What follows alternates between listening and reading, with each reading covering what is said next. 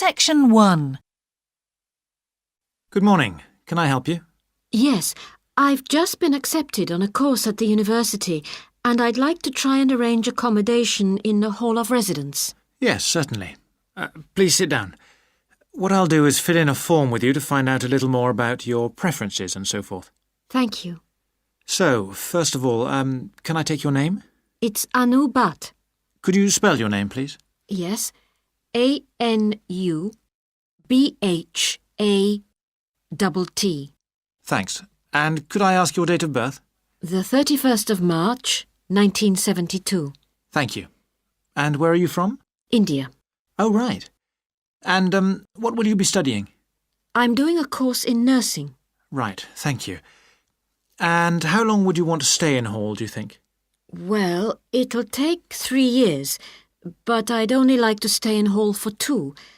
I'd like to think about living outside for the 3rd year. Fine. And what did you have in mind for catering? Do you want to cook for yourself or have all your meals provided? That's full board. Is there something in between? Yes, you can just have evening meal provided, which is half board. That's what I'd prefer. Yes, a lot of students opt for that. Now, with that in mind, do you have any special diet, anything we should know about? Yes, I don't take red meat. No red meat. Now, thinking about the room itself, we have a number of options. You can have a single study bedroom or you can have a shared one. These are both what we call simple rooms. The other alternative is to opt for a single bedsit, which actually has more space and better facilities.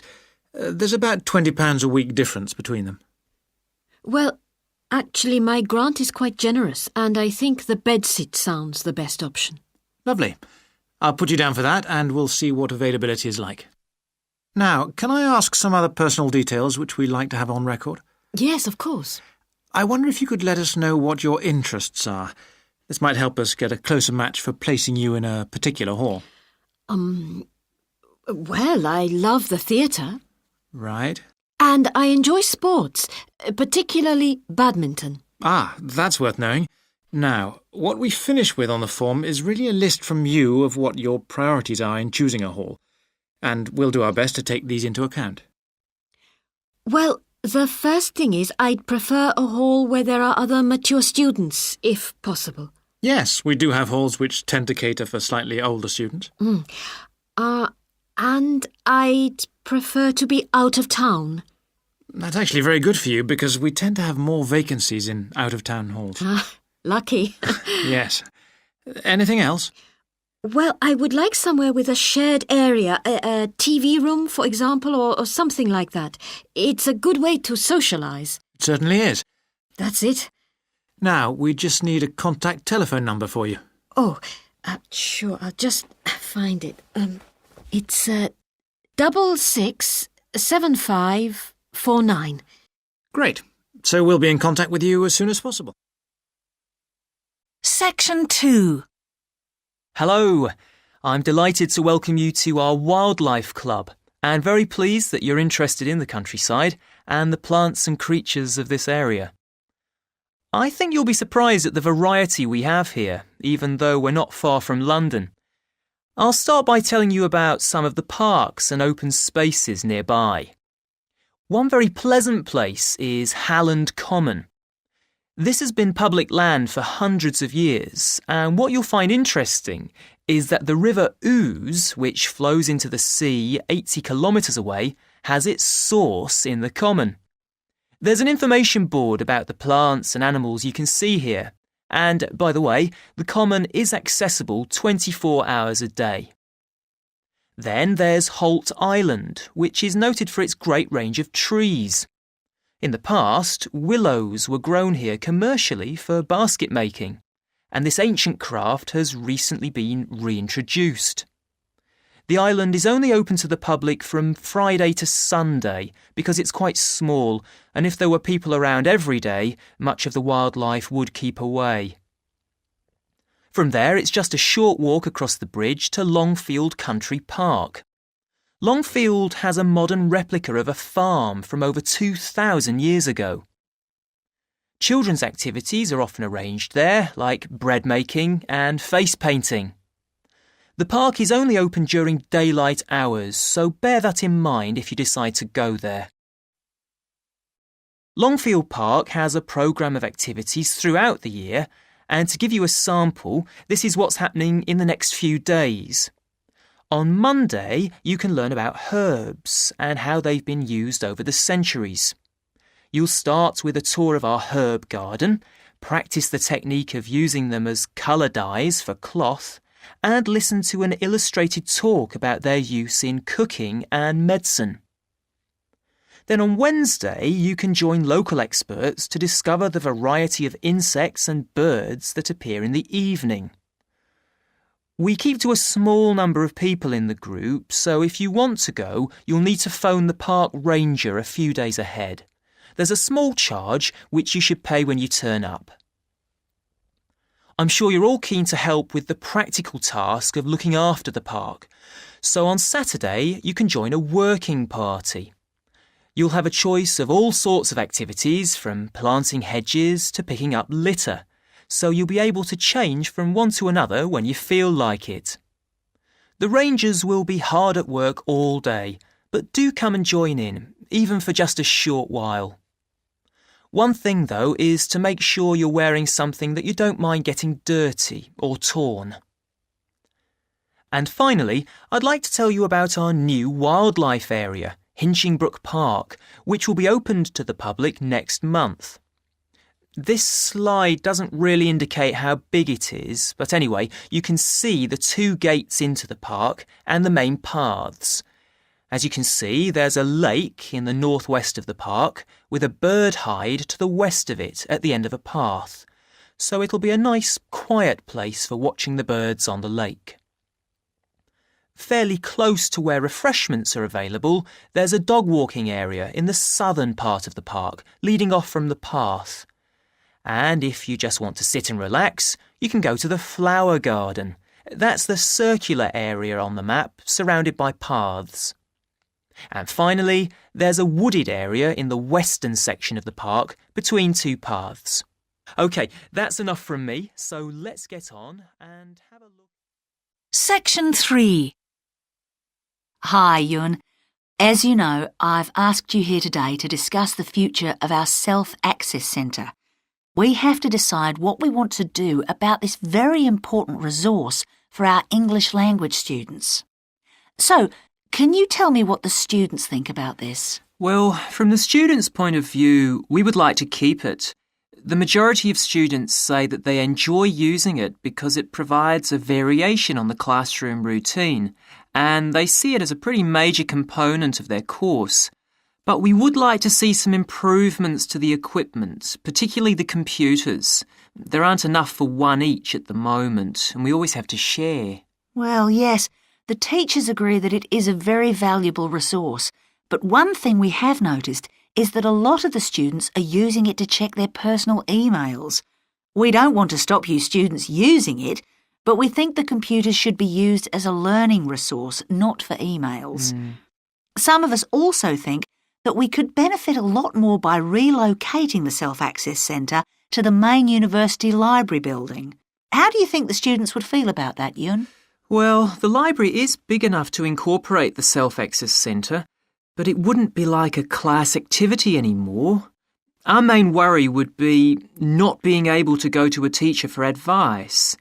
I'm sure there would be plenty of things to do, but we really need teachers to help us choose the best activities. Well, there would still be a teacher present and he or she would guide the activities of the students. We wouldn't just leave them to get on with it. Yes, but I think the students would be much happier keeping the existing setup. They really like going to the Self-Access Centre with their teacher and staying together as a group to do activities. If we could just improve the resources and facilities, I think it would be fine. Is the cost going to be a problem? It's not so much the expense that I'm worried about, and we've certainly got room to do it, but it's the problem of timetabling a teacher to be in there outside class hours. If we're going to spend a lot of money on equipment and resources, we really need to make sure that everything is looked after properly. Anyway, Let's make some notes to see just what needs doing to improve the centre. Now, what about the computers?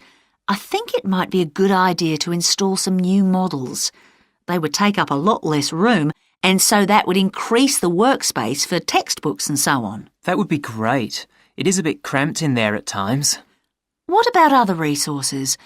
Do you have a list of things that the students would like to see improved? Yes, one of the comments that students frequently make is that they find it difficult to find materials that are appropriate for their level, especially reading resources. So I think we need to label them more clearly. Well, that's easy enough. We can get that organised very quickly. In fact, I think we should review all of the study resources as some of them are looking a bit out of date. Definitely. The CD section especially needs to be more current. I think we should get some of the ones that go with our latest course books and also make multiple copies. Good. Now, I was also thinking about some different materials that we haven't got in there at all. What do you think of the idea of introducing some workbooks? If we break them up into separate pages and laminate them, they'd be a great resource. The students could study the main course book in class and then do follow-up practice in the Self-Access Centre. That sounds good. OK, now finally we need to think about how the room is used. I'll have to talk to the teachers and make sure we can all reach some agreement on a timetable to supervise the centre after class. But we also need to think about security too, especially if we're going to invest in some new equipment. What about putting in an alarm? Good idea. The other thing I'd like to do is talk to our technicians and see whether we could somehow limit the access to email. I really don't want to see that resource misused. What about if we agree to only use it before and after class? Yes, that would be fine. OK, anyway, that's great for now. We'll discuss it further when we've managed to sort. Section 4. Good morning, everyone. Now, whether you're going to university to study business or some other subject, many of you will eventually end up working for a company of some kind. Now, when you first start working somewhere, you will realize that the organization you've joined has certain characteristics. And we often refer to these social characteristics as the culture of the organization. This includes its unwritten ideas, beliefs, values, and things like that.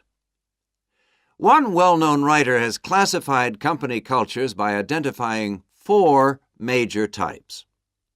The first type is called the power culture, and it's usually found in small organizations. It's the type of culture that needs a central source of power to be effective. And because control is in the hands of just 1 or 2 people, there aren't many rules or procedures. Another characteristic is that communication usually takes the form of conversations rather than, say, formal meetings or written memos. Now, one of the benefits of this culture is that the organization has the ability to act quickly, so it responds well to threat or danger on the one hand, and opportunity on the other. But on the negative side, this type of organization doesn't always act effectively, because it depends too much on 1 or 2 people at the top, and when these people make poor decisions, there's no one else who can influence them. And the kind of person who does well in this type of business culture is one who is happy to take risks, and for whom job security is a low priority. The next type is known as role culture. That's R-O-L-E, not R-O-L-L, by the way. And this type is usually found in large companies, which have lots of different levels in them. These organizations usually have separate departments that specialize in things like finance or sales or maintenance or whatever. Each one is coordinated at the top by a small group of senior managers, and typically everyone's job is controlled by sets of rules and procedures. For example, there are specific job descriptions, rules for discipline, and so on. What are the benefits of this kind of culture? Well, firstly, because it's found in large organizations, its fixed costs, or overheads as they're known, are low in relation to its output or what it produces. In other words, it can achieve economies of scale. And secondly, it is particularly successful in business markets where technical expertise is important. On the other hand, this culture is often very slow to recognize the need for change, and even slower to react. What kind of person does this type of culture suit? Well, it suits employees who value security and who don't particularly want to have responsibility.